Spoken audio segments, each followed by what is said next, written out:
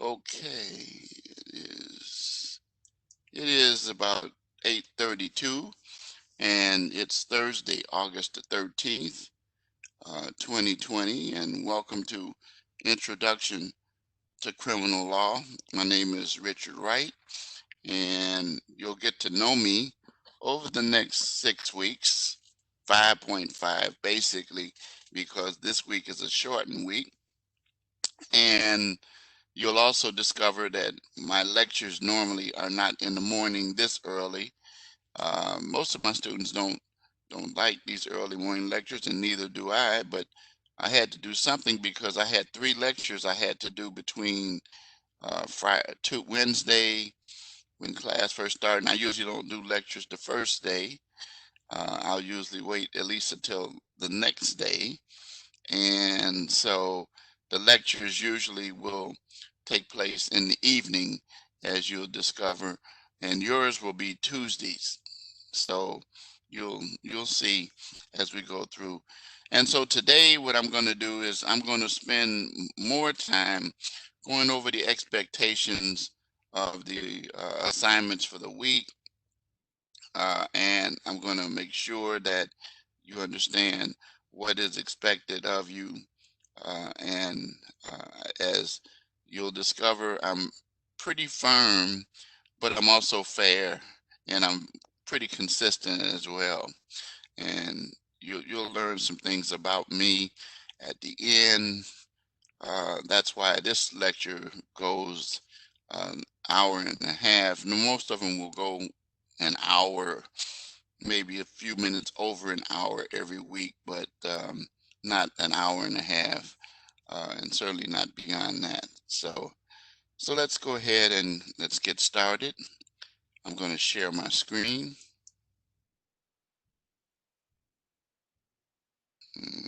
Righty. Okay, let's move this up here. Okay, as you can see, the course homepage. Course homepage is a page that as soon as you open up, you will be able to see um, this. This should be the first thing that you guys will see when you open up your page. One of the first things it tells you going on the right side and not starting on the left side is instructor information, my name, and you see that phone number, 630-660-8480. That's an important number for you because of what I'm about to say next. And you'll see what I'm talking about. But that is my cell phone number. Some professors give a Google phone, but no, that is actually going to lead you right to this right here. If someone was to call it now, it's on silent for this lecture, but most of the time I don't have it on silent unless it's Sundays, or either I'm involved in meetings and things like that. And the reason Sundays is because I pastor a church on Sundays. And then, so here's my statement. Students can, and I'll read it, students can feel free to call me, text me, or email me any hour of the day except the 25th hour of the day. Figure that one out. That's me. That's the way I've been. Yep, and it means what it says. It really does. I have students sometimes that will say, I was going to call you last night, but it was so late, I didn't want to disturb you. I said, did you read my announcement? Did you read what I said? 25th hour of the day. If it's the 25th hour of the day and you call me and you leave a message, I won't get it. In fact, one of the first questions I'd ask you is, how did you do that? Because I didn't know you could even do that. So, so at any rate, so it's one of those things that that I've been doing for a long, long, long time, and it's worked out really well for my students. Now, to call me and text me, you use that number, that 630 number, and when you call me, you can leave a voice message. if I'm not available. I'll get back to you pretty fast. Texting me, please do me one favor. Say your name, say what course you're in, and then what particular topic. Because starting this term 2, I'll be teaching this course, and some of you are in this other course. I know Joel, I knew I was going to say it. Joey is in the other class, and maybe some of you other guys are too. The drugs and crime course, which a lot of students take together, and that's J250. And so I'll be meeting um, those students on tomorrow evening in a rare Friday evening lecture. But again, I'm forced to do lectures this tight because the week actually starts on Wednesday for week 1 in term 2, and it ends this Sunday at 11:59 p.m. So I have to squeeze in a bunch of stuff as well. So anyway, be sure. Now, here's the way I tell students: if something is or you can email me. You can email me at the email that you have for me, which you should have seen on. If you looked in the student lounge at the bottom, you would see my email, and then also it's on the syllabus. You'll see it as well. And I do tell people that you could email me with the number 2 behind my name for Rasmussen College, or not. You could use Richard.Wright at Rasmussen.edu, or you can use the 2, and you'll see what I'm talking about in a few minutes. And then my personal email, Richard@WrightGodIsAble.net, which you'll see also in there in the student lounge as well. And people can reach me there as well. But emails, they come to me fast, but a lot of times we're not able to communicate as fast. But if you text me, um, don't be surprised if I try to dial you right back. And I've discovered that students will text me and they will be at work, and then they will say they can't talk and then talk later. But I like to respond quickly to text messages, especially because of the fact that it's a situation where you need help right away. So I'm here to help you. Rubrics, you see that highlighted. If you're going to maximize your grades in this course, you're going to have to pay attention to the instructions in the modules, but then remember what it says in the rubrics. The rubrics line up with your grade book, and you will see in the rubric that I have placed a section for comments, and I will tell you what you did good, and then I will tell you if you did something wrong. And if you see a check mark next to a rubric without comments, that means then that you did everything right in that rubric section. So a lot of people say, well, you didn't give me any comments in sections 2, 3, 4, and you'll see what I'm talking about. And I says, well, if you did it right, I'm not going to tell you, because that means you know it because you did it right. But if you did it wrong, and then I'll let you know at the beginning how overall you're doing in that as well. But rubrics are very, very, very important, and we're going to go over them in a few minutes. APA. If you don't know about APA, you're going to learn about APA in this class. All assignments, I said all assignments, except the required discussion posts, are in APA. And that means citations in the body. That means references at the end. Now, citations in the body do not mean a citation. It means throughout the paper, throughout the assignment, and that it is very important that you have citations, because citations provide support for the statements that you have in your paper. So therefore, it's very important that you do APA. If I see that you're having trouble with APA, I will refer you out to one of our great tutors to help you. You should be aware that we're using APA 6 right now, but we're moving to 7 in the fall, and it's a different one. And all of us are learning that one all over again. And then also a cover page should be for every paper.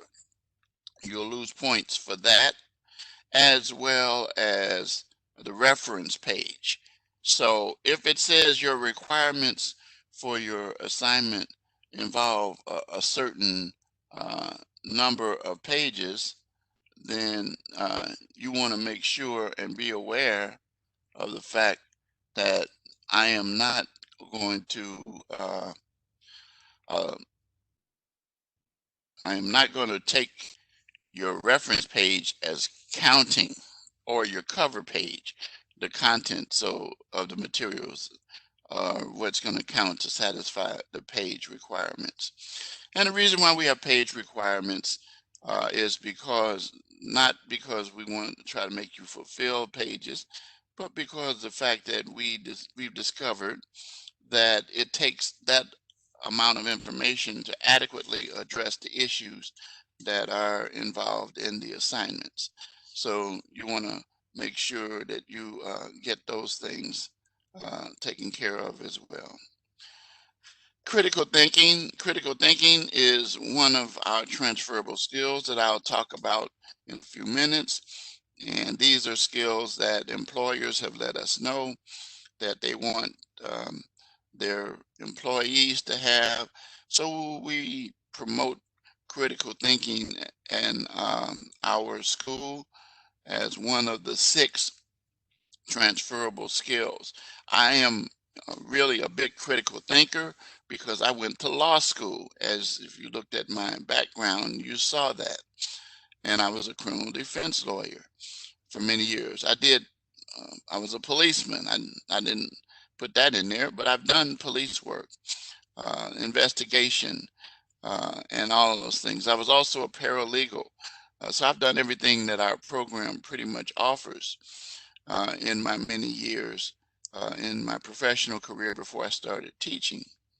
And so critical thinking is basically you're applying your own thoughts to the materials that you have, so that you can make sure that you're not just copying and pasting material that you discover from your research. We want to see your thoughts about it. We want to see you maybe take on some of the issues, maybe dispute them, or at least provide your position concerning it. And doing that, you will also run your papers through Grammarly. And you'll discover in a few minutes that you each have a Grammarly account, which you probably learned that when you first came. But anyway, the Grammarly account is used to run your papers through for spelling, grammar. But in this course and in many other courses, there's a box that you check for plagiarism, so that you can make sure that the word count of what you research does not outweigh your critical thinking in your papers. If you get a high percentage, then we usually have to report this to the dean, and we don't want to do that. And they will definitely, yeah, well, you're going to learn about that in just a few minutes. You're going to learn about the Grammarly account and how it sets up um, for your assignments.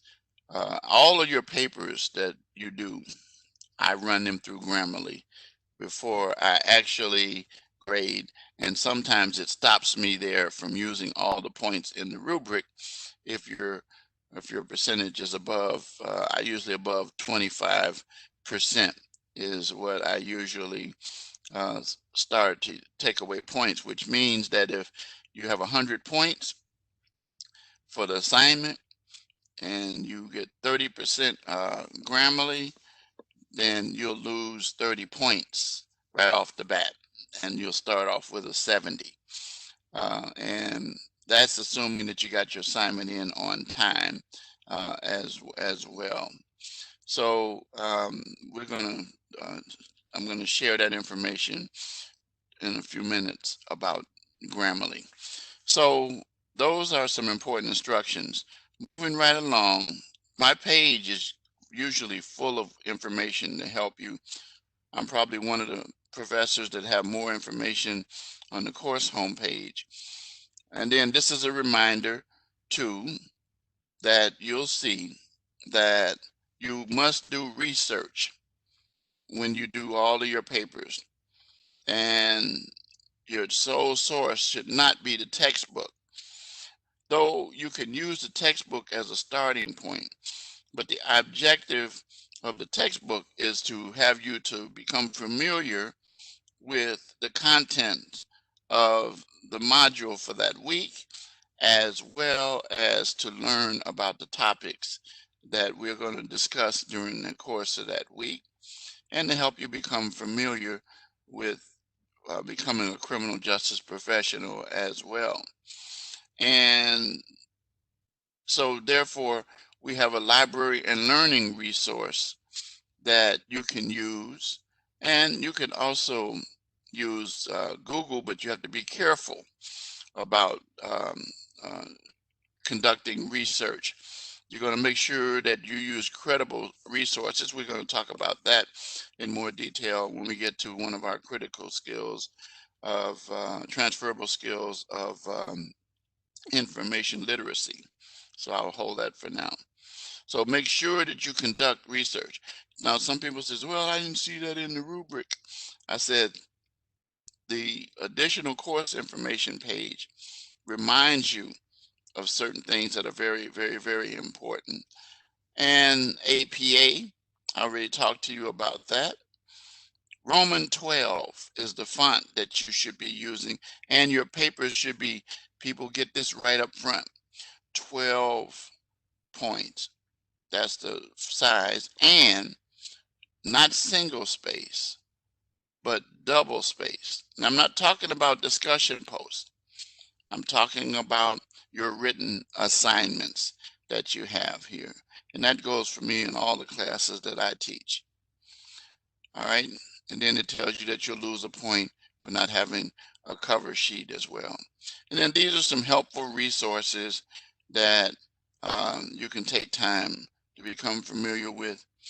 Now, yep, I'm gonna go to the resources tab in just a few minutes, and you'll see a few things there. So, but anyway, the library, the guides to the Library and Learning Center. Here's a link right here that I have here, and if you were to click on that, it takes you to the Library and Learning Resource Center. And if you hover over these, it tells you about things like Grammarly. It tells you about APA. It tells you everything that you really need to help you be successful. Writing guide as a new student, technical support, you'll learn that the technical support information is at the bottom of every page. If you have a technical issue, they're 24/7 as well, and you can reach out to them. Someone will be there to help you as well. So you could chat with a librarian or things of that nature. But the key thing that you should be aware is that you can find videos, you can find all kinds of sources. Now, if you click on guides, I want to show you something. It'll show you each school has their own. And justice study, you have one for APA, You see one for 6 and 7. You also have adjusted studies. So if you clicked on this, here it is. And it helps you to learn about research and so forth. This is Dennis Johnson. He's our librarian that will be very helpful to you. And he's there to help you. Along with, you'll learn Bethany Marston, who works with him as in the Learning Center, and she's the coordinator for Justice Studies. And you can click on Bethany's name. You should be able to. And then that tells you how to reach her if you want to send her a message as well. Okay, let's get that. Let's get that out the way. Close that. And the answer is no. We're not going to send her email. Okay, but then this tells you how to email them and reach out to them. So you dealing with them for tutoring. I guess WebEx in the middle of our meeting is trying to update. They're always doing stuff. Databases, writing help, and so forth. So you can find a lot of information that way. So you can go over that as well. Okay. So let's go back to the course homepage. And then this is about tutoring. I do recommend tutoring, even if you're not struggling. Tutors, we have student tutors that will be able to help you. They're specially trained in topics like APA or in other issues that you have trouble. Whatever you do, be aware of the fact that when we say a citation in the paper, the purpose of the citation is to support the statement that you make in the paper. Now, I don't want citations every sentence, but you could do them by paragraph or write it the information and do it properly. Research the APA and learn the proper way to do it. All right. And tutors will help you. We also have what we call peer mentors. These are students who have been where you are, and they can help you with your assignments. They won't do them for you, but they will be able to give you some guidance as well about that. Here it is where you talk about peer mentor versus tutor, and explains it in this particular. So I take time and look at these links on my own. And then articles to help you. These are PDFs that help you with research beyond the textbook, as I talked about. Analytical tips, this helps you a little bit with the critical thinking. Information literacy for criminal justice professionals. It helps you with that, as long as how to properly reference cases and other sources that you use in your papers. Whenever you refer to a case, by the way, please put the full citation for the case. And I will be correcting that and taking points if I see that you don't. Don't worry about this because they don't do this a lot anymore. Critical thinking video. This is a video that if you copy and paste into your browser, you'll be able to look at this short video as well. And then rubrics are located in each weekly assignment. The discussion PDF has a rubric of its own that you click on and use that for all to make sure. The key thing with discussion posts is that they be on time, that they're content oriented, demonstrating some critical thinking, and that you didn't just make a quick comment about good post, nice post, and I like your post, or start to talk about a post, but support it with information to back it up. And that's one of the key things. Your live classroom lectures, of course, you know this link because you're here. But those who are not here, this is the live. And then each week, this one this morning is 8:30 to 10. And then next week, starting Tuesday, the 18th. So you're going to have a quick turnaround lectures. And then your lecture is going to be every Tuesday from 8:30 p.m. to 9:30 p.m. You have to attend the lectures or listen to the archive. And I'll give you a keyword or phrase.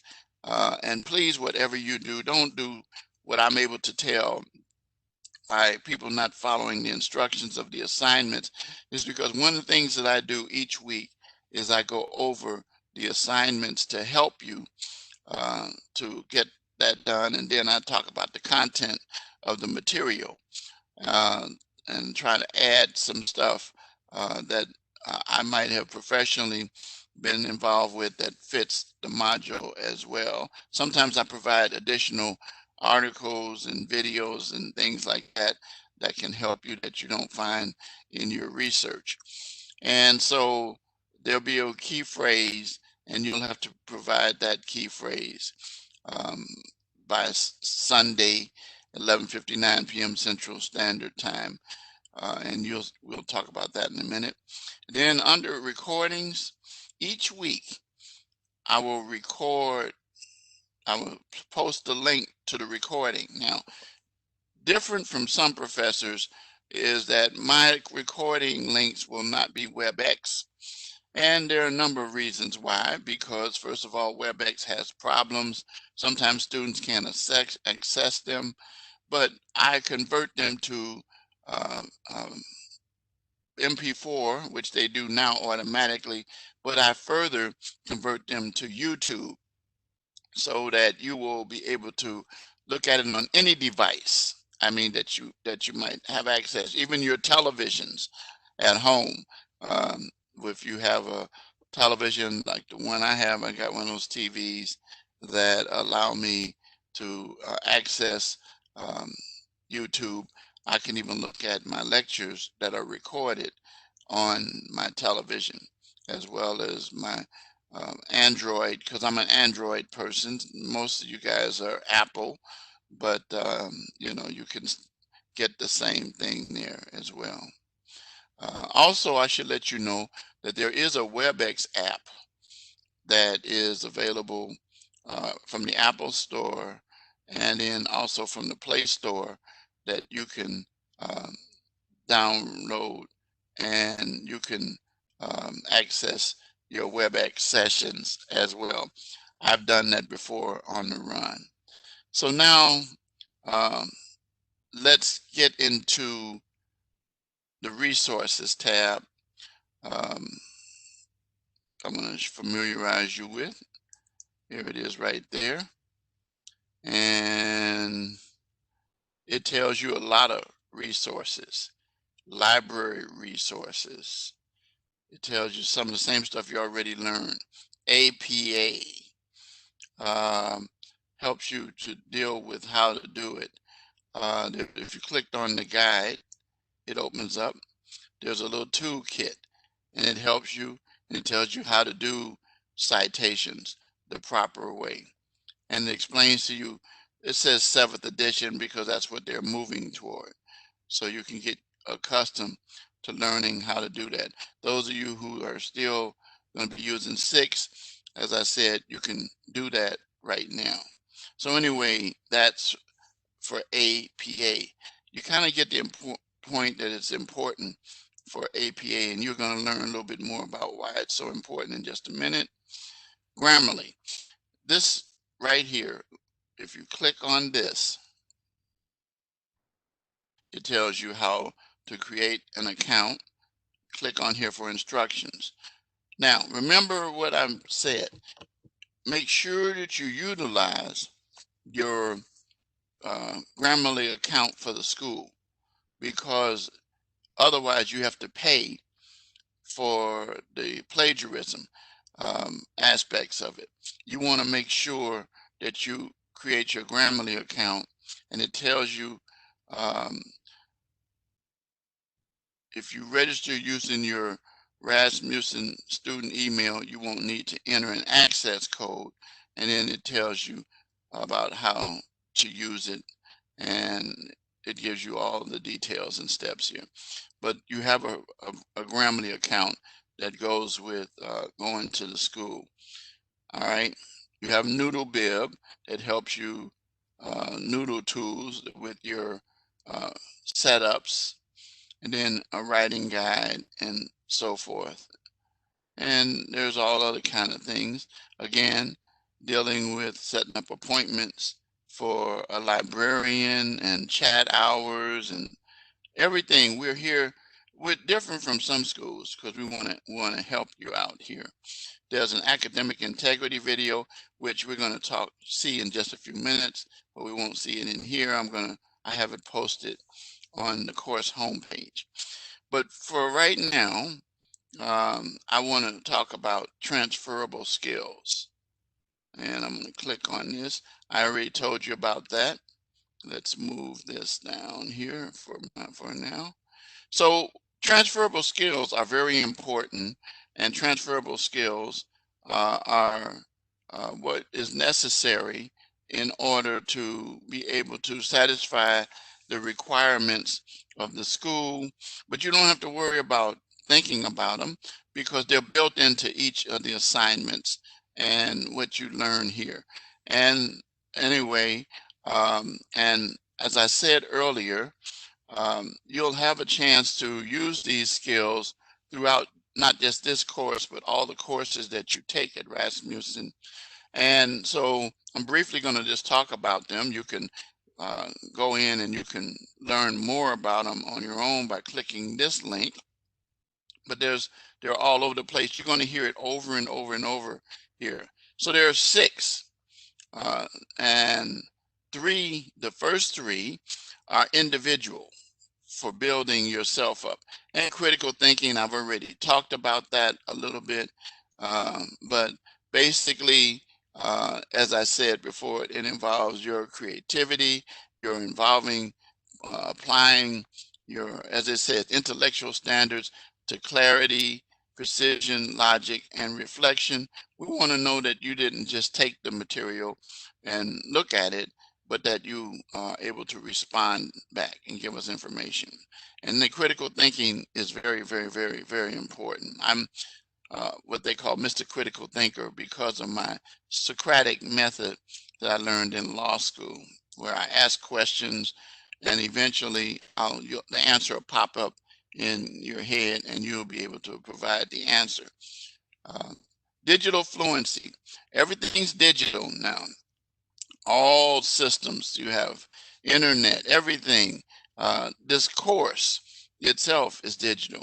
Your textbooks are digital, and everybody has one of these. Almost everybody does. And on them, there are these things here, which you can't see, they're smaller, but these are apps, and I have applications on here. And so digital fluency was new to me because when I came out of law school in 1978, there was no internet, there was none of that. But now everything's different.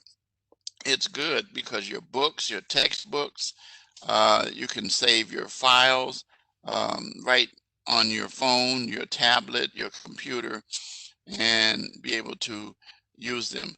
But you're going to be using this in your careers as well. Effectively employing and understanding digital tools, Word, how to utilize um, Excel spreadsheets, how to do PDFs, which, by the way, your written assignments should not be PDF. They should all be Word. And the instructions will tell you this each week in your modules. But everything is digital in this day and time. Even the televisions now operate digitally. So we're in a society where we want people to be fluent um, in digital systems. Information literacy, making sure that you're able to find credible information, evaluate effective use. One of the resources that you will learn that we dislike and you will lose points for is Wikipedia. Anybody ever heard of Wikipedia? You guys heard of Wikipedia? Yeah. Do you know why we uh, don't like Wikipedia as an information resource or reference or citation for papers? Anybody know? You know? That's right. Anybody can write in there. Yeah, it is a word base, which means you can shift stuff around in there. And so we don't use that. Most websites are not, but Wikipedia is like six stands out like a sore thumb. And there are people that use it and you can find stuff real quick. However, though, I teach my students to veer away from it. Especially do not cite it in your papers. That's a red flag. And it's like the kind of alarm that goes off if you open up a door in a store and it says, "Do not open this door." Alarm will go off. Well, that's what happens when I'm reading your papers. I'll automatically zoom in on that, and you'll lose points for that right away. We want credible, reliable resources. One of the ways of making sure that you do that is to get into the habit of using the library and learning resources that have all been vetted, and they are uh, definitely good. So we want you to get into the habit of doing that. The next three involve um, dealing with others, communication, your written and oral communication, the ability to be able to, you do a lot of reading, plenty of reading, uh, plenty of writing, and then your oral communication and understanding of nonverbal language. You can see as a criminal justice professional or other professional, but we're talking about criminal justice here, how important it is. Your reports and things that you write become exhibits in court, and you can be embarrassed in court about your spelling and even about your grammar. I have used it as a defense lawyer on law enforcement individuals where they wrote reports. I knew what they were doing, but the purpose for it was for me to uh, discredit them or show their lack of professionalism to the trier of fact, particularly when I'm dealing with juries. So you're gonna, you're gonna need to be professional. You need to be able to dot I's, cross T's, and be able to. And you're going to communicate with people in various backgrounds, which we're going to talk about diversity next. But nonverbal language, I mean, you'll learn about that. Most of you learn that before you even come to school. Like this means no, this means yes, and things of that nature. Like, for example, give you a quick bit of Spanish that um, I'm going to teach you. Can anyone tell me how to say no in Spanish? Okay, absolutely.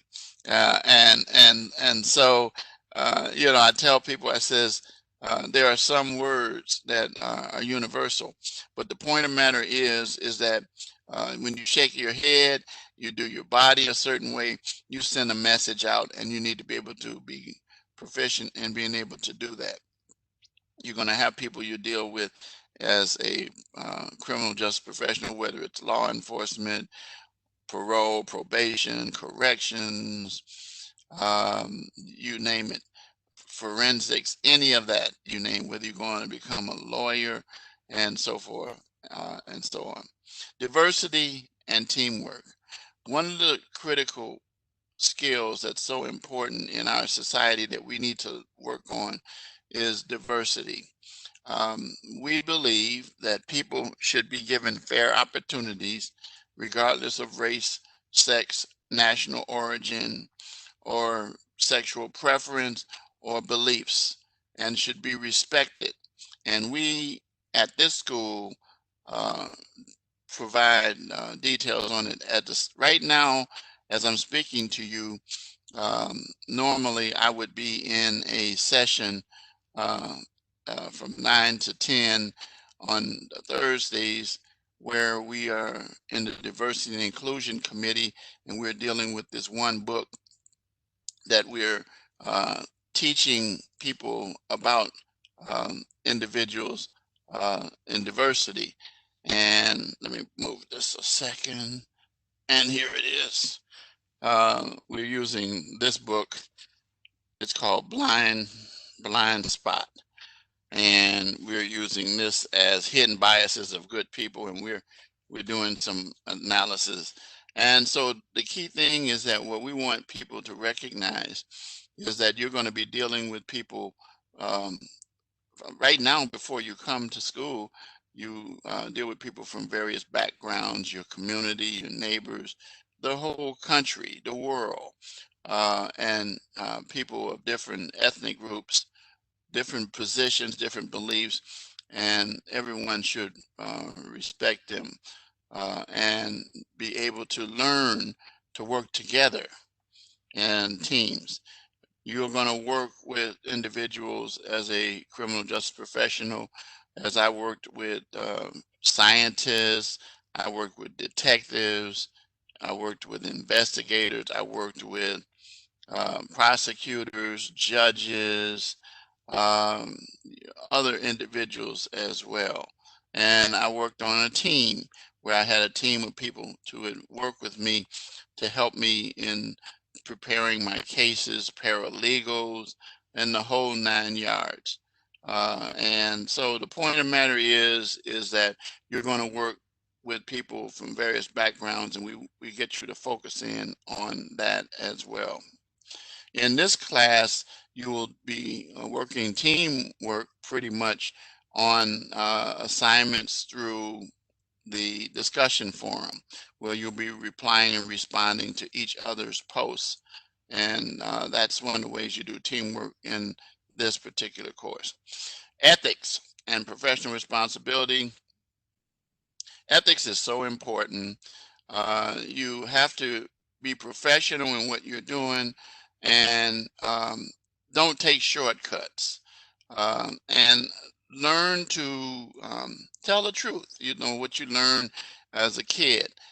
Your integrity is very, very, very important. And as many of you should know, we have some serious ethical issues that we're dealing with in criminal justice, particularly in law enforcement, but in all aspects of it. And my deal is to help my students understand that I want you to come from 3 tiers: ethical, professional, and very educated as individuals, so that when you do go out there, you will not find yourselves in situations. You don't want to get caught in this code of silence thing where you're trying to cover your partner's rear end, because you will get thrown under the bus. And I know you know about that term. And it will get you fired and sometimes send you to jail. And those are the transferable skills. Again, you can learn more about that um, by clicking on this if you want to learn more about the transferable skills. All right. Very, very, very, very important. All right. And that's pretty much it for the resources tab. So now you know there's a lot of good stuff in there. Let's put that back up there. All right. So now let's go over here. I want to take a few minutes and deal with this academic integrity video. And I'm going to copy and paste it, and then I'm going to play it for you. And it also will have the words. So I'm going to take off my, let's see, you should be able to see it. I'm going to take off my headset. Hear it, and it's about 4 minutes long, and it's closed captioned as well. So pay attention to this.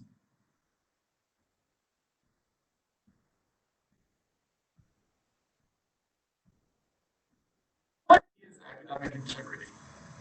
Academic integrity is making decisions in your academic life that are based on honesty, trust, fairness, responsibility, and respect. This means being honest in the work you do while respecting the work that others do. What is cheating? Cheating means distributing or receiving answers or information by any means other than those expressly permitted by assignments requirements or an instructor. Some examples of cheating include asking fellow students for answers or copying answers during the test, using notes, devices, or materials during the test that were strictly as adequate, purchasing papers from websites or other sources, copying your classmates' work, assisting in classmate misconduct, and other violations as noted in the academic integrity policy that can be found in all your syllabus. Always ask your professor if it's okay to use notes during the test or to work together with classmates on an assignment or quiz. Let's talk about plagiarism. Plagiarism means using another individual's work without giving them credit or taking another person's work and putting it at face value. Some examples of plagiarism are turning in an assignment that somebody has written, copying words or ideas from someone else, listing out happy resource or stats or internet resource or other material without giving the original creator credit, finding different recorded works like quotation marks, or using someone else's ideas and devices but change the form of words to make it sound like the words in the poem. Plagiarism is not just about written words and ideas. It's possible to plagiarize images, graphs, coding, video as well.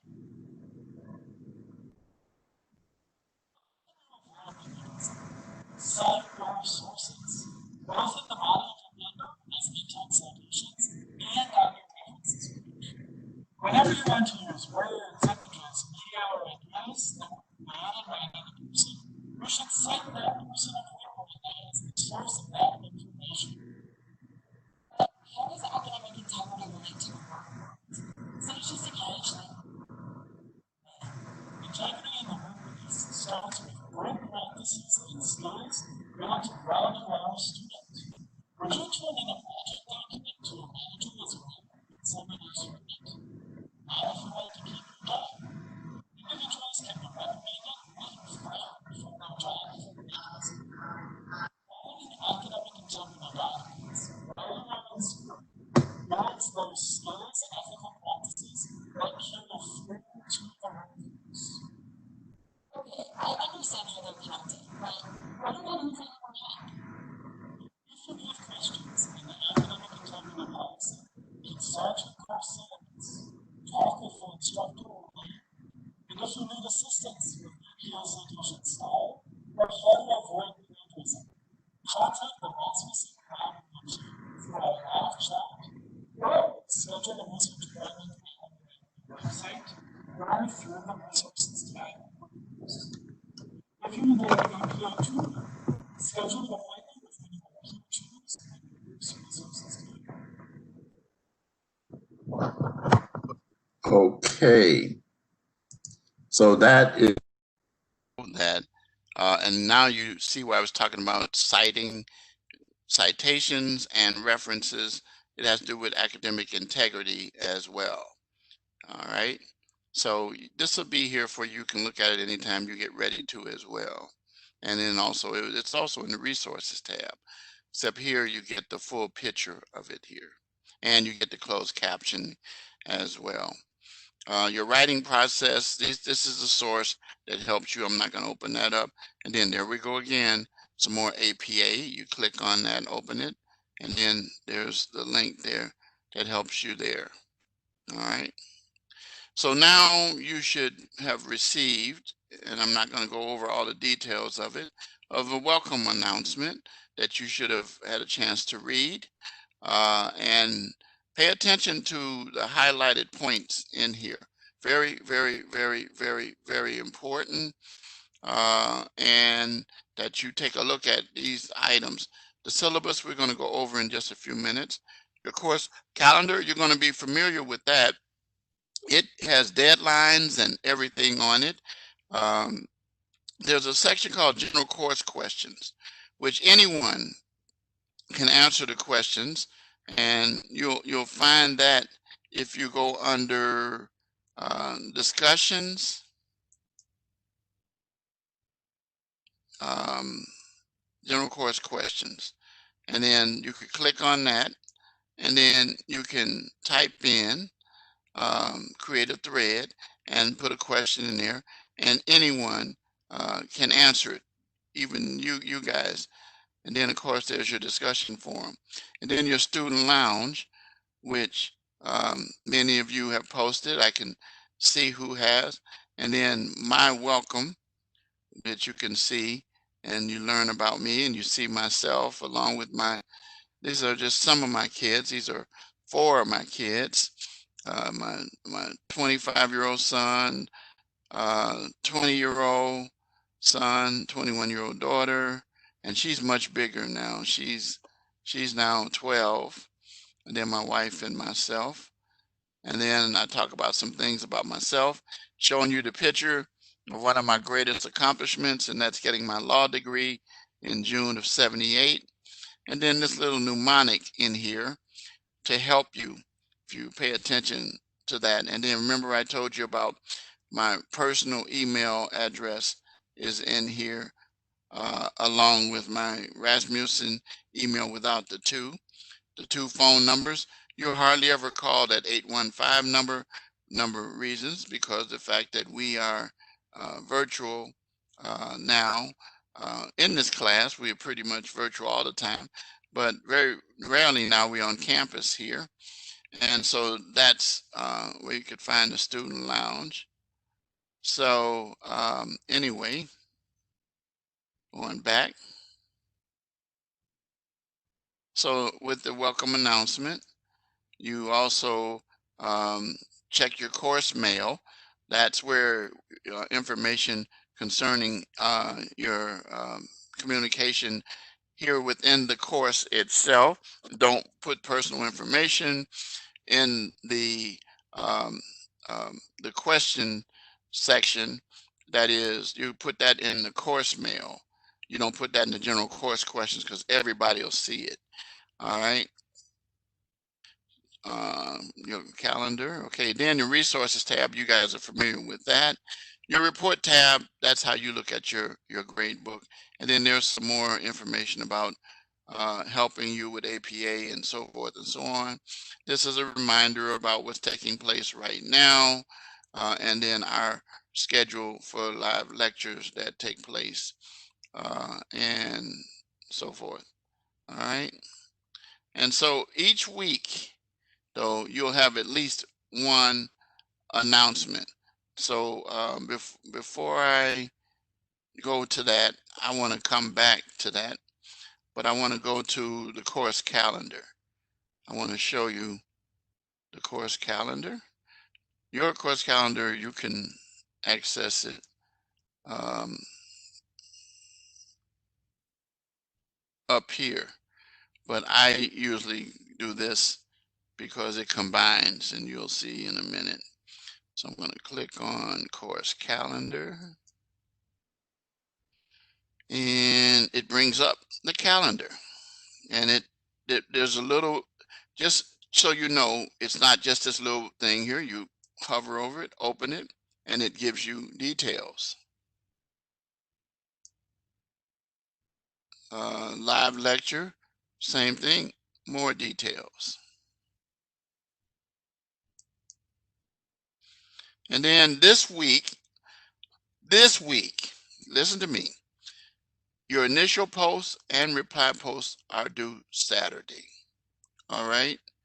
And your initial post topic is police dogs and warrantless searches. So your initial post and reply post You don't have to wait until then, but they're due by 11:59 p.m. Central Standard on Saturday. Each day that your discussion post is late, you're going to lose a point. All right.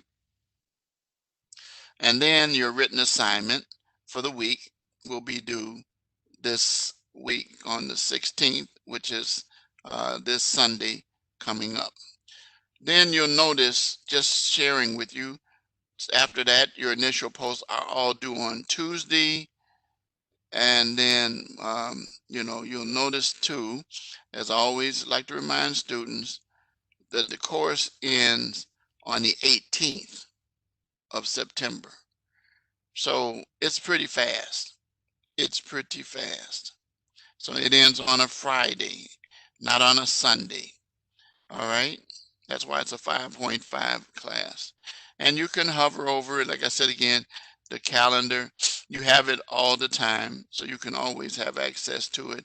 And somebody says, Professor, when is something due? I read the announcement, but I forgot. Look at your calendar. Look at your calendar. And then I also talk about them in the lectures themselves as well. So that's your course calendar. Okay, let's go back to the course home. All right. So each week, well, let's do this. Let's do the syllabus real quick. Then we'll come to that. Yeah, we'll be ready for it. Here's your syllabus. Your syllabus basically is an agreement between the school and you. It tells my name, my phone number, and you notice, see the 2 in there? You can use the 2, or you don't have to use the 2. Instructor notes, you already know this because it's on my course homepage as well. This tells the textbook and the requirements.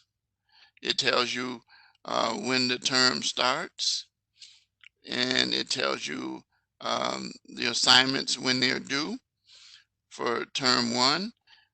Sunday midnight or 11:59 p.m. Central Standard, except for the final week, the last day of class, and that's for term 1. Term 2 is the same thing. All right, and tells you the overall for the term 1 and 2. And it tells you about when your discussion assignments are due. Again, I've already talked to you about the details of discussion posts. By the way, I will say this. We're going to talk about late assignments in a minute. If your discussion posts are posted after the discussion forum ends, which is technically 11:59 p.m. Central Standard Time on Saturday nights, then you will get a 0. Now, here's what you can do. Each day that you're late with your discussion posts, you will lose points. Except this week is different because your discussion forum starts actually day 1, but it actually ends at 11:59 p.m. Central Standard Time, and so it's not really technically due. You don't have to wait till the due date to post a discussion post. I've already talked to you about the parameters of it, but I do want to say this to you. If you post a discussion post on after discussion forum and you haven't submitted your initial post, even if it's late, then your reply post will not be accepted. It'll show that you lose your points. However, if you do a initial post by the due date and then the next day you post your reply post, you will lose a point, and then but you will get credit for it. Technically, the form is over, but that's what I do. I give my students a break. That really does not apply to week 1. That applies to weeks, the final weeks that you do, weeks 2, 3, 4, 5, and 6. Okay. All right. So if you submit a post this week on Sunday, and you haven't submitted your initial post or reply post, then you're going to get zeros and you're going to lose points. All right. So be aware that I discuss this not every week, but reminding you. All right. These are your requirements. You have readings, your discussion posts. There's some practice activities that you'll see within the module that'll help you. In this course, week 3 and week 6, there is a quiz, which is basically your midterm. Your quiz for the first one covers the first 3 modules, and then your final quiz, which is the second one, is 4 through 6. So there's only 2. They are timed. You will be able to be prepared if you've done the readings, and then there's some practice quizzes that you'll see every week as well. We'll go over some of those. We won't go over them in detail today because I got some other things I need to do. Our live lectures, we already talked about that. This is how your grades break down. You get 90 points for discussion posts. You get 200 points for your written assignments, 180 for quizzes. See that importance of getting that. That is 380 out of 500. And then your live lectures are, you have 6 of them, so you get 5 points for each of the lectures. Now, let me say this right now. Never ask me how to get a C in my class, because I'm not going to answer you. You can do that all by yourself. I focus on A through B minus, helping students. And how do you do that? By following the rubric and by doing the assignments, and you'll be able to get everything done, and you will get in the A and the B section, honor roll and dean's list. That's the way I roll. That's the way I operate. I have students all the time that says, what can I do just to pass your course? Don't ask me, because I'm not going to answer. I'm not going to talk about incompletes and things of that nature.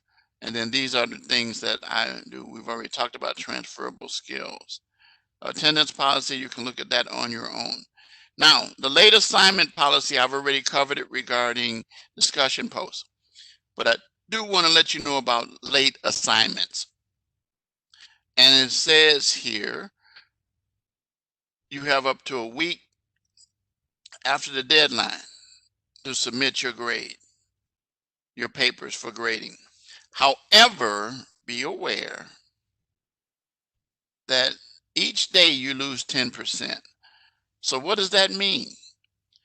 If your papers are due Sunday and you have a good paper and you submit it on Monday, you get 90. And it slides down 10% each day. So that by the time you get to Wednesday, you'll be at 70. Look at what that puts you. See where you are there. You're hitting in the percentage of getting C's. All right. So you 80% and above. So that's 2 days late. But the point of the matter is be aware. Now, that's the way it works. Now, what I will tell you is this next statement, and I read it. It's the 3rd line down, because somebody always asks me, and I could tell they didn't pay attention to my lecture. Instructors may waive the late penalty or time frame in the case of extenuating circumstances as determined by the faculty. What does that all mean? It means that I control it. I determine what extenuating circumstances are, and I'm pretty fair and flexible in terms of helping my students out. I understand life happens, and particularly we're dealing with this pandemic right now, and then we have all kinds of things that are going on.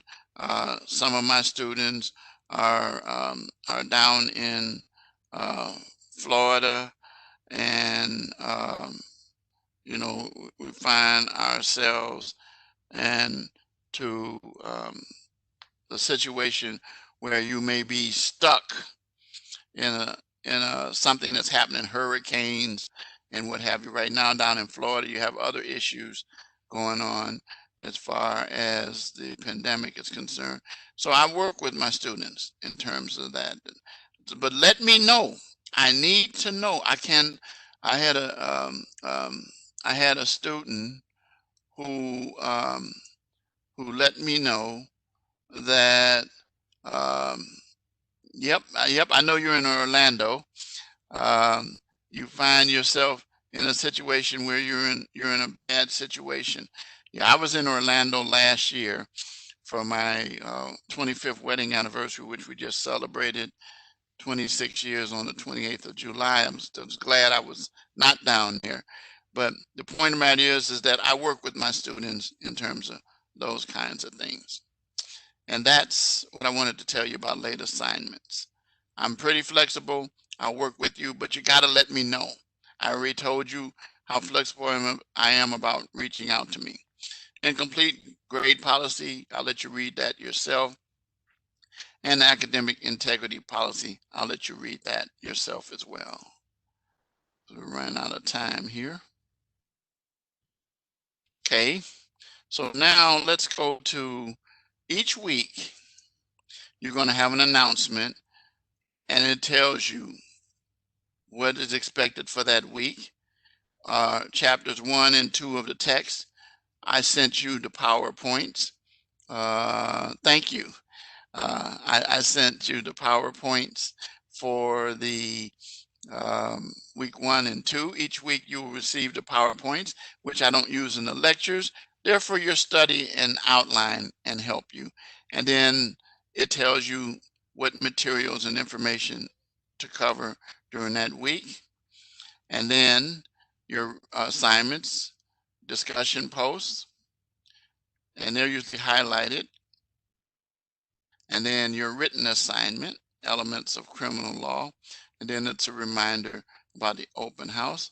Adversity is the springboard to success. I'm going to talk about that in a few minutes. And then you'll understand that about me as well. And so each week there will be an announcement.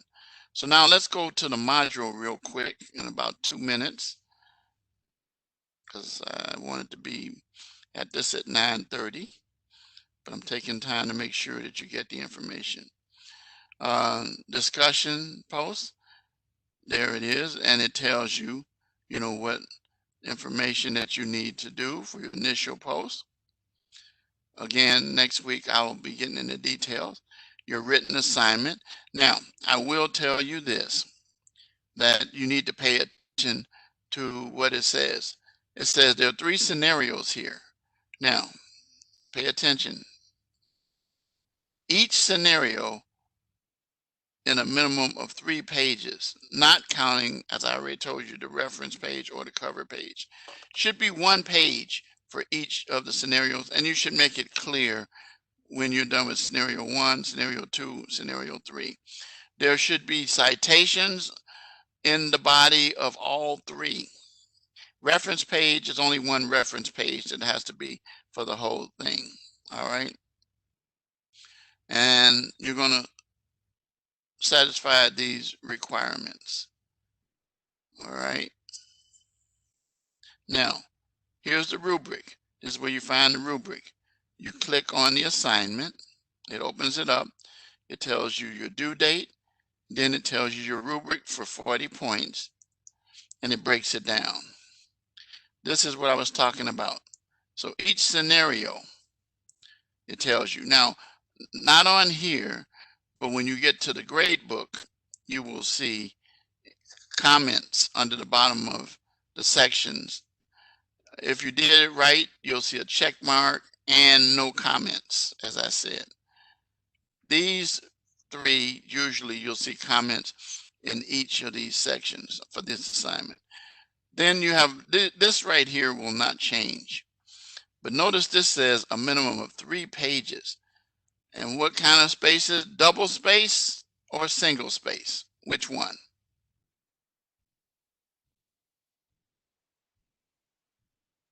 Anybody remember what I said? Double. That's right. That's right. And then your APA information. This is in every rubric. This is standard language. And I'm not going to read it for you because you'll have a chance to do that. And so the key thing to get your 40 points is you want to ask yourself, did I satisfy the requirements to get 10 points? Did I satisfy it to get my 30 points? And then here, a lot of people are going to lose points because they either don't have the page requirement right, or either they're going to not have the APA requirements. Make sure that you do that. Okay. And each week, like I said again, I'll go into more detail. And then your live lecture key phrase, it will be due. Also, you can click on that. It'll tell you, remind you that it's due on this Sunday, the 16th. All right. Or you can put it in after. You have an advantage when you come to the live lecture. And then module itself. The content, this is where I usually give my lectures on. I'll cover each of these points. Types of law, what is crime, Fourth Amendment, key terms, practice, and quizzes, practice quizzes. I'm not going to do that today. You're going to just have to go through this yourself this first week. Then it tells you information that will help you. And then it defines what's a crime. Be aware that the difference between a felony or misdemeanor is very simple. Anybody know the difference between a felony and a misdemeanor? How do you know?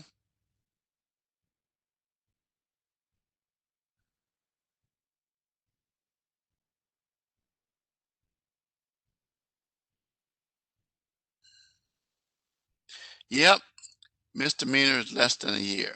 Felony is above. That's how you know. All right. You'll deal with infractions very little, but this is just telling you like citations and traffic tickets and things like that. Jail versus prison. We already kind of make you aware right up front that jails are temporary and that you're either there for less than a year. Prisons, whether you go for and you spend a longer period of time. Probation usually takes place in jails, or either parole is what takes place in prisons. Fourth Amendment probable cause, you're going to learn a lot about that. Again, I won't go over the details on that, but the Fourth Amendment is very, very, very important. We'll be talking about it a little bit here. If you take my constitutional law class, we really spend a lot of time on that. And then some exceptions. So you're going to take a look at all of this yourself. All right. And like I said again, normally I would lecture on it. If I did it today, we would be here 2 hours or longer. Key terms. Each week you will see this. If you click on this, it opens up. Go to flashcards. Then you want to open this up, allow Adobe to be able to open up, and then you'll start to see.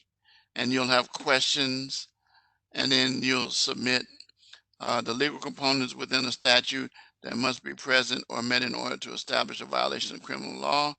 You can flip the card over, and it tells you. And this is something to help you. So these are some of the things that you deal with there. And then each week, it's loading, loading, loading, loading.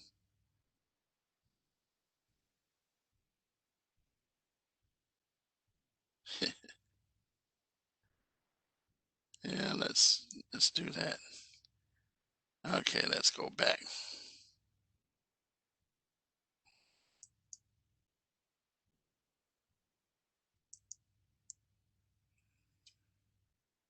Okay. I don't know why it's doing that. Does that sometime. Okay, let's take that out. Okay, there we go. Now you come down and you have the same thing for practice. You click on that and it opens up the practice here. But this is the quiz, a practice quiz, which you open up and you start the activity and it tells you, you start the activity there. And what are the codified misdemeanors and felonies known as? Case law, civil law. You're going to learn that that's the answer to it right there. So it helps you get ready for your exam. And that's what we will be doing every week. So I'm letting you know now. All right. Any questions?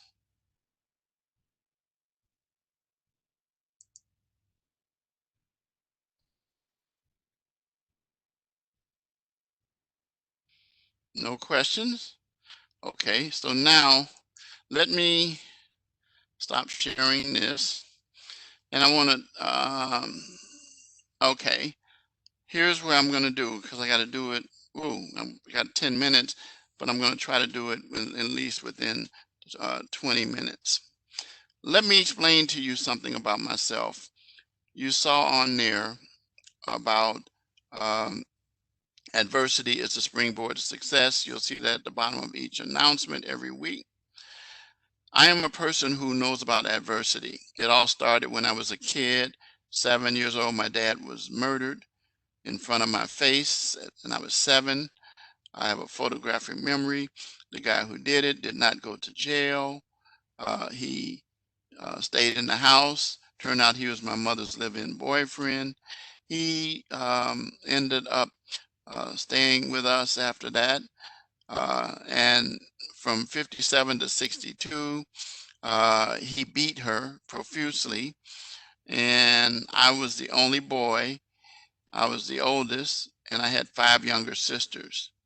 My mother would end up with 2 more girls that were fathered by him. She never married him. And we lived on the west side of Chicago, which was a pretty tough area at that time. It had changed over from when I first started moving there. It was primarily a Jewish community. And so we moved to Gary in 62.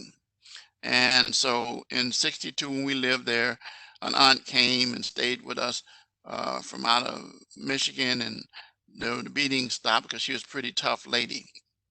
And it was rough. It was a rough childhood there. And so Memorial Day of 1963, um, which my dad was killed Memorial Day of 57, um, the same man killed my mother and didn't kill her in front of us, but by this time there was 7 younger girls and a 13-year-old fella by the name of Richard Wright. And so we were taken from Gary, came back to Chicago, stayed with an aunt at her house. And when we were at her house, we were in a situation where they didn't really want us there, but took us there um, for a while, but told us that they were going to split us up and that, that's the way it was going to be. But as it turned out, we stayed there. We had to earn our keep, and we were told that we were going to be split up.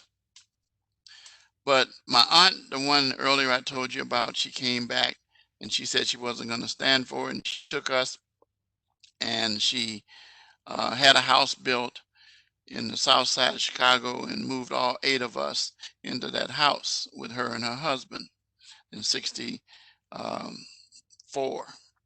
And so in that house, it still wasn't all that great because the guy and I didn't get along because he didn't understand that I wanted to keep my dad's name going. I was the only one who could keep it going. His name was Richard Wright also, and that I was going to not take his last name. So they wanted to adopt us, and we went through a whole lot of series of problems, and I didn't get along with him at all. But the two of them were pretty rough. They had guns. They pulled guns out on each other. Us kids were right there. It was pretty rough. There was some drinking and stuff like that that took place. No drugs, but just drinking and cussing. It was just really, really, really pretty tough. So at any rate, going through high school, I would find, before I went to high school, and I turned 14 years old, living in a house, I found out that the man who killed my mother and father was going to get 10 years for killing my mother. 10 turned into a day for a day, which meant 5. And then I would find out that 3.5 years would be the number of years that he would actually get for good behavior. So here's a 14-year-old, yep, that was faced in a dilemma. And I started asking questions. Finally, someone told me these people called lawyers deal with that. I went to the library at the school and asked the librarian for a book. They had any, and they had one little book for lawyers or attorneys. I checked the book out, read it cover to cover in one night. And the next day, anybody I met, I told them my name is Richard Wright and I'm going to be a lawyer. Well, that was my goal. And so my uncle and aunt, you know, it was a challenge living there. I was in high school, went to a high school in Chicago called Fanger High School. And I found myself in a situation where I was getting a good education at the school. One of my classmates I mentioned in the course home was Robert Zemeckis. Those who don't know him, he created and wrote, directed Back to the Future and got an Oscar for Forrest Gump. And so we were friends and we knew each other in high school. So it was a pretty good school. However, when it came time to near graduation, the church in the neighborhood, which I became involved with because I tried to stay out of the house as much as possible, they were going to give me a 4-year scholarship, and my aunt and uncle just had to sign. He blocked her from signing, and I said, okay, forget that. When I graduate, which was in 1969, I was turning 19 because my birthday is in May. I graduated in June, that I was going to move out. So some friends of mine allowed me to move in with them. Their mom and dad let me have a room, and I shared with my two friends, their brothers. And so I moved in with them after graduation and started going to school at night. I decided I'd go to a junior college, Loop City College, which is now called Harold Washington in Chicago, and started studying what they called pre-law. And so in the meantime, it came to the point where I graduated from school and decided, like I said again, to go to the junior college, and I got a job. The family I was staying with, they knew someone who was a secretary in a big law firm. So they got me a job there, and I started in the mail room. And I started in the mail room delivering packages and mail. And I introduced myself to the lawyers told them my name was Richard Wright and I'm going to be a lawyer. And so as I continued on through school, they saw I was serious, and I got married right out of high school the next year in 1970, and ended up 71. Here comes my first child, 72, my second child. They were both girls. And so anyway, in the meantime, the law firm um, promoted me from a messenger to a file clerk, and then ultimately to a law librarian. And then I became a paralegal because they didn't have paralegals then. They found out I knew how to do legal research, how to do that. And it was manual then. We didn't have any computer systems in that. And so I was moving up the ladder. In the meantime, I stayed on the dean's list at the city college. I was on the train, on the buses, studying. I didn't have a car, but I had these big books back in those days to carry around. And so I had to be at work in the morning at 8:30, uh, get off at 4 and be in class at 4:30, get out at 10 o'clock, 4 nights a week, and then on Saturdays. So it was tough, but I maintained it. And so anyway, reaching to the point where I um, needed to transfer from Roosevelt and to Roosevelt University, a four-year institution. That's where I got my bachelor's, and I declared a major of political science, minoring in business. I stayed on the dean's list and honor roll there as well. And my wife at that time, ex-wife, she was also in school studying to be a teacher. So we moved along, and came time to pick a law school, and I already knew what law school I wanted to go to. And I told everybody, they said, pick 3 law schools. I says, nope, I'm picking the one I'm going to go to. I wasn't arrogant. I wasn't cocky. I was just confident. And I said, I'm going to go to Northwestern. Well, I took the LSAT and didn't do too well, but I knew that those tests didn't measure my ability. And so I put my application together, submitted it to Northwestern. They said that they didn't do interviews and things like that. But I sent a package. Instead of sending the 6-page document, I sent a box. It was a big box that had all kinds of information in there for them.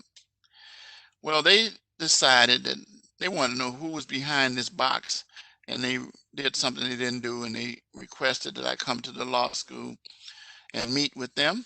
So they put me in a room, and there were 4 people sitting in across from me and asking me questions, and I answered the questions for them. And they said they liked them. They said, but we don't make decisions about admitting students at this process. What we will do is let you know that we like things that you said, and this is what they said. And I'll never forget it. We're going to be sending you some correspondence that you will probably be happy to receive. Well, that was their informal way of telling me that I had been accepted. I was going to be accepted into the law school. And of course, I did in 1975 start my classes there. In the meantime, I found out that I had to leave my job. My ex-wife, she graduated with her degree in education. Her commencement speaker was, at that time, the President of the United States, Gerald Ford. I never forget that one. And so anyway, I began starting my classes in September or August of 1975 at Northwestern Law School. Well, it came down to Labor Day, and the teachers went on strike. Well, they were in our income because I couldn't work. They wouldn't let us. And I had all kinds of problems. I mean, my grades started suffering in law school.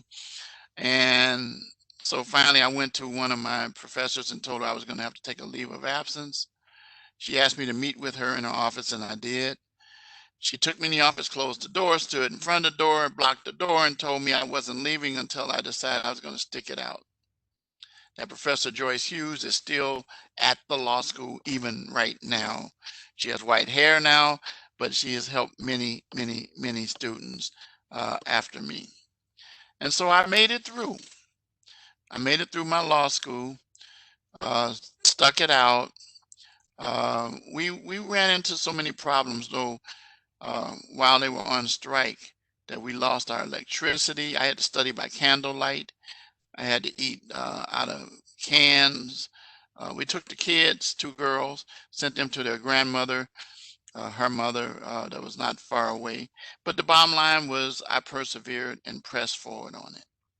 In the meantime, I found myself, I met um, one of my classmates' dad, who encouraged me because I went to their house and we'd sit around and we'd talk law at his kitchen table.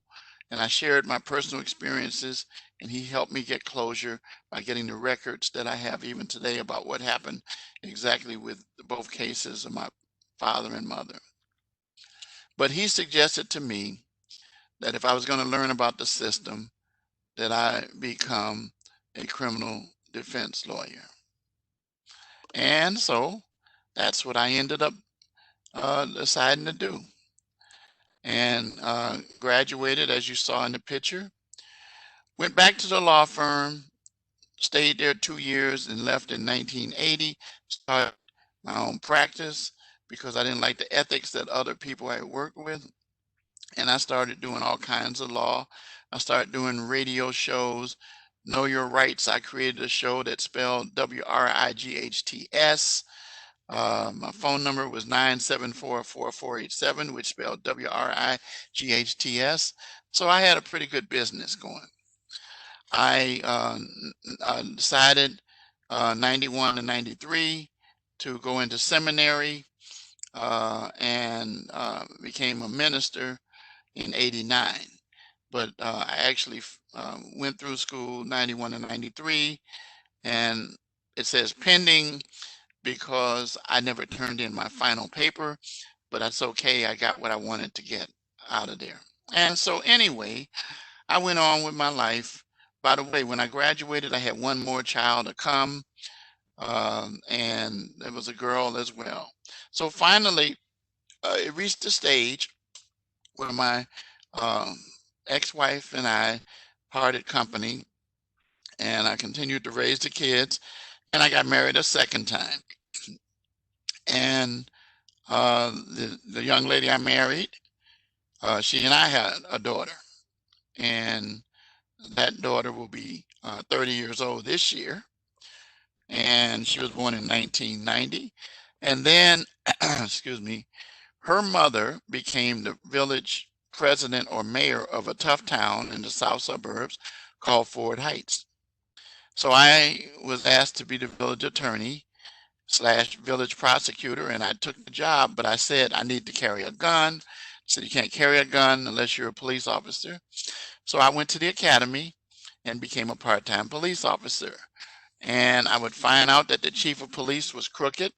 So the new chief came in, made me an investigator. I never wore a uniform, but I dealt with drug raids. I dealt with traffic stops. I dealt with all kinds of investigations. So I did police work for 89 to 93.